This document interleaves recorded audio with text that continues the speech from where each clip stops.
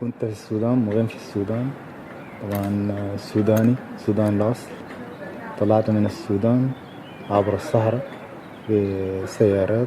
طلعنا ب3 سيارات. كان معانا مجموعة من السودانيين، من الإريتريين، مجموعة من الصوماليين. كنا في الصحراء تقريبا أسبوع تقريبا في الصحراء. قابلتنا مشاكل في الصحراء طبعا، مع ضرب نار في الطريق وكده.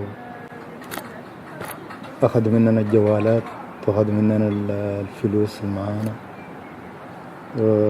أغمنا معاهم 3 يوم. قابلنا يعني من الضرب والإهانة، حاجات كثيرة. بعد كده طلعنا منهم، وصلنا طريقنا. أخلصوا بينا طبعا بعد ما أخذوا كل الحاجات اللي معاهم. بداية ليبيا، منطقة اسمها أم الأرانب في ليبيا. قابلتنا مشاكل برضو تقريبا شهر ولا شهر ونص في الحبس. يا بكوك قبل مدن لبخزن لبا اسكول يباد مانجي يبادو تواليت يباد بكوك قبل مجموعة من الجماعة المشرفين على الحبس. طبعا بيتكلموا معاك، بيقول لك لو عايز تطلع من الحبس تدفع قروش عشان تطلع من الحبس كده. 500 euros comme ça pour sortir de prison. Après أعطيناهم الفلوس. طبعا اتصلنا على عائلتنا في السودان، رسلوا لنا القروش، أعطيناهم المصاري وطلعنا من ليبيا. طلعنا مصراتة، من مصراتة عبر البحر طلعنا عبر البحر في قمة، سابيل قمة صغيرة كده بيعبوها بالهواء. بعد تقريبا 4 ساعات و3 ساعات ونص كات خوخ تخوازو خدمي sur la mer, sur le petit bateau.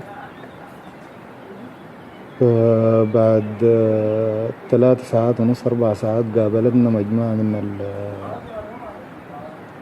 الناس في باخرة كبيرة سابيل أطباء بلا حدود.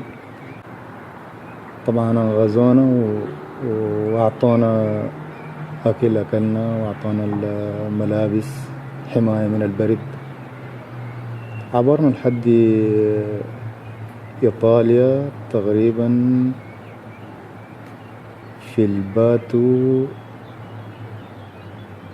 une semaine dans la mer et après direct en Italie et après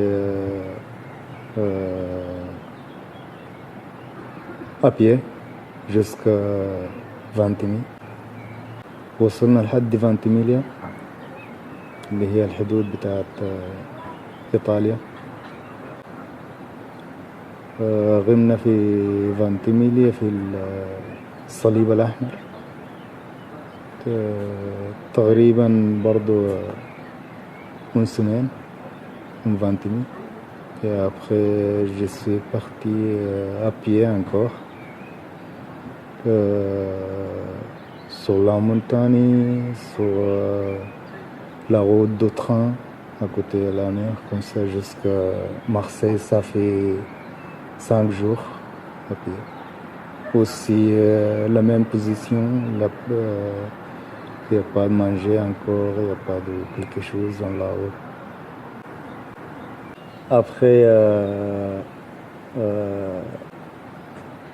j'ai resté à Marseille pour le demande d'asile.